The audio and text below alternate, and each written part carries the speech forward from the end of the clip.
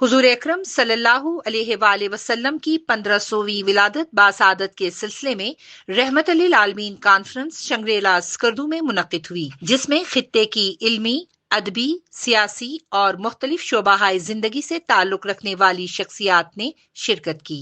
Conference से खिताब करते हुए सदर महफिल मौलाना अब्दुल हबीब अतारी ने कहा, हुजूर अकरम सल्लल्लाहु अलैहि वसल्लम मकारिम अखलाक की तकमील के लिए मबूस हुए।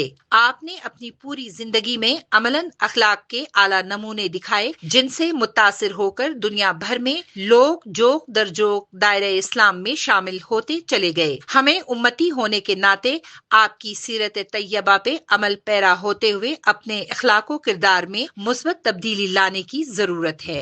महफिल से अंजुमन इमामिया बल्तिस्तान के सीनियर नायब सदर शेख जाहिद हुसैन जाहिदी ने कहा कि बल्तिस्तान खूबसूरत वादी होने के साथ साथ यहाँ के लोग खूब सीरत भी हैं। ये सीरत नबूवी पे अमल दरामद का नतीजा है कि यहाँ तमाम मकातिब फिक्र में हम आहंगी मौजूद है। खतीब नूरबख्शिया मौलाना आरिफ हुसैन ने कहा कि रसूल अकरम सल्लल्लाहु अलैहि वसल्लम में जो खूबियां पाई जाती हैं वो दुनिया में किसी और में नहीं पाई जाती। बुलंद मकाम मर्तबे के लिहाज से आपका कोई सानी नहीं। महफिल में मोहम्मद इकराम अत्तार ने हम्द का नजराना पेश किया, जबकि नामवर सदाकार अब्बास अब्दाली, अकमल नसीम और मुस्लिम हुसैन ने बारगाह रिसालत में नात के नजराने पेश किए। रहमत लिल आलमीन कॉन्फ्रेंस में मेहमान खुसूसी की हैसियत से गवर्नर गिलगित बल्तिस्तान सैयद मेहदी शाह ने भी शिरकत की। कॉन्फ्रेंस में गिलगित बल्तिस्तान के वजीर तालीम गुलाम शहजाद आगा,